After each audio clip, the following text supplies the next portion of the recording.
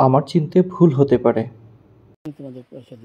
আচ্ছা, ঠিক আছে। সম্ভবত উনি সাবেক বিচারপতি মানিক সাহেব কোথাও ধরা খাওয়ার পর ঘুষের অফার দিচ্ছেন। উনি বিচারপতি ছিলেন অথচ তিনি নিজেই ঘুষ দিতে চাচ্ছেন। আমরা আমাদের পয়সার কোনো প্রয়োজন নেই, ঠিক আছে? আপনি যদি সেফটি মানে ফালতু লোক 2 টাকা একজন ফালতু লোক। আমি এই দেশে এত কষ্ট করে এসেছি কি বাংলাদেশে ফেরত দেওয়ার জন্য? জি না।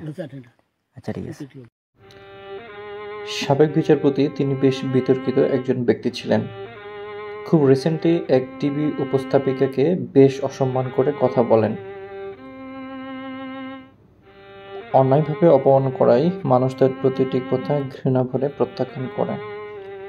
সরকারের পতনের পর সেও পালিয়ে যায়। তিনি আজীবন হুজুরদের বিরোধিতা করেছেন, অথচ তিনি নিজেই আজকে দাঁড়িয়ে রেখে পালিয়েছিলেন।